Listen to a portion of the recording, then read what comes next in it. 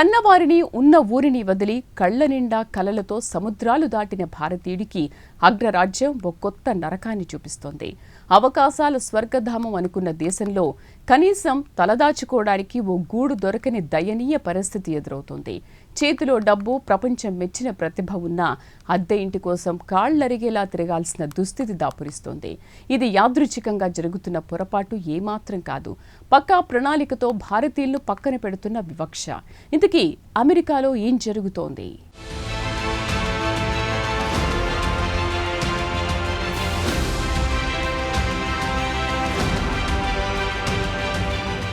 హైదరాబాద్ నుంచో బెంగళూరు నుంచో ఒక సాఫ్ట్వేర్ ఇంజనీర్ అమెరికాలోని ప్రఖ్యాత కంపెనీలో ఉద్యోగం సంపాదిస్తాడు. లక్షల జీతం, అన్నీ పక్కా. కానీ అద్దె ఇంటి కోసం అప్లై చేస్తే మాత్రం రిజెక్టెడ్ అనే సమాధానం వస్తుంది. అయితే రిజెక్టెడ్ అనే సమాధానం ఎందుకొస్తుందనే దానికి కారణం అడిగే హక్కు ఎవరికీ లేదు. అంతేకాదు, వివరణ ఇచ్చే సోయి కూడా ఎవ్వరికీ లేదు. ఒక్కసారి కాదు, పదే పదే ఇదే కథ పునరావృతం అవుతోంది. అయితే లోతుగా పరిశీలిస్తే అనేక అనుమానాలు వస్తున్నాయి. ఇంటి యజమానులు అద్దెకిచ్చేటప్పుడు తెర వెనుక ఒక అదృశ్య ఫిల్టర్ని వాడుతున్నారనేది ఒక అనుమానం. అయితే ఈ అనుమానం మెల్లిమెల్లిగా బలపడుతోంది. మీది H1B వీసానా?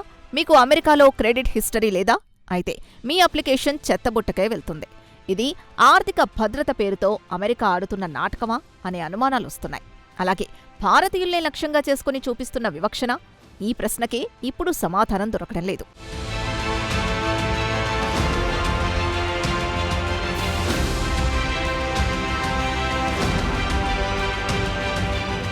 అయితే ఈ అద్దె ఇంటి సమస్య కేవలం కొద్ది మందిది కాదు.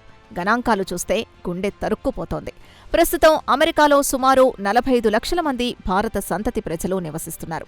ఇది అమెరికాలోని అతిపెద్ద వలస సమూహాల్లో ఒకటి.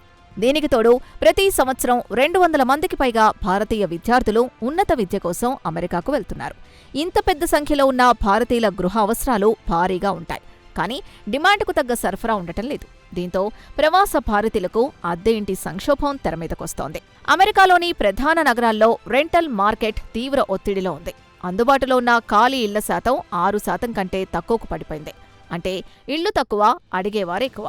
ఈ పోటీలో ఇంటి యజమానులు తమకు నచ్చిన వారిని ఎంచుకునే స్వేచ్ఛను తీసుకుంటున్నారు. ఈ క్రమంలో ఎలాంటి స్థానిక ఆర్థిక చరిత్ర లేని కొత్త వలసదారులు, ముఖ్యంగా భారతీయులు సులభంగా తిరస్కరణకు గురవుతున్నారు. అంతేకాదు, ఇంటి యజమానులు విధిస్తున్న షరతులు భారతీయులకు గుదిబండగా మారాయి.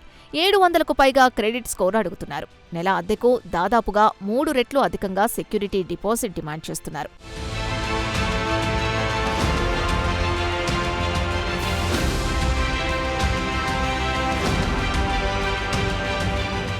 అన్నిటికంటే ముఖ్యంగా అమెరికాలో ఇప్పటికే స్థిరపడిన స్థానిక గ్యారెంటర్ ఉండాలనే నిబంధన పెడుతున్నారు. కొత్తగా దేశంలో అడుగుపెట్టిన భారతీయులకు ఇవన్నీ సమకూర్చుకోవడం దాదాపు అసాధ్యం. దీంతో ఇది ఆర్థిక భద్రత ముసుగులో జరుగుతున్న వివక్ష కాదా అనే అనుమానాలు బలపడుతున్నాయి.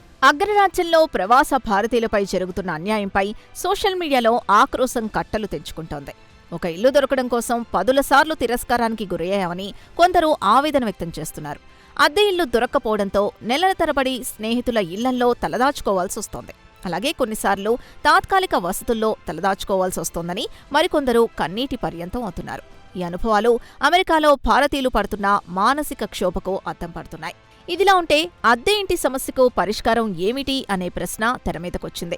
మానవ హక్కుల గురించి మాట్లాడే అమెరికా ప్రభుత్వం ఈ అమానవీయ వైఖరిని ఎందుకు పట్టించుకోవడం లేదని సామాజికవేత్తలు ప్రశ్నిస్తున్నారు. రెంటల్ ప్రక్రియలో పారదర్శకత తీసుకురావాల్సిన బాధ్యత ఎవరిది అనే ప్రశ్నను కూడా సామాజికవేత్తలు సంధిస్తున్నారు. ఏదేమైనా వేలాది మంది భారతీయులు గుండెల్లోంచి ఒకే ఒక్క ఆవేదన పెళ్లుబుకుతోంది. అన్ని అర్హతలు, ఆర్థిక స్తోమత ఉండి కూడా భారతీయులుగా తమకు ఆత్మగౌరవంతో బ్రతికే హక్కు లేదా అని అనేక మంది ఆవేదనతో ప్రశ్నిస్తున్నారు. అయితే ఈ ప్రశ్నకు సమాధానం దొరికే వరకు అగ్రరాజ్యంలో భారతీయులు ఈ అద్దె ఇంటి వేదన కొనసాగుతూనే ఉంటుంది. ఏదేమైనా అమెరికాలో ప్రవాస భారతీయులు అద్దె ఇళ్ల కోసం పడరాని పాట్లు పడుతున్నారు.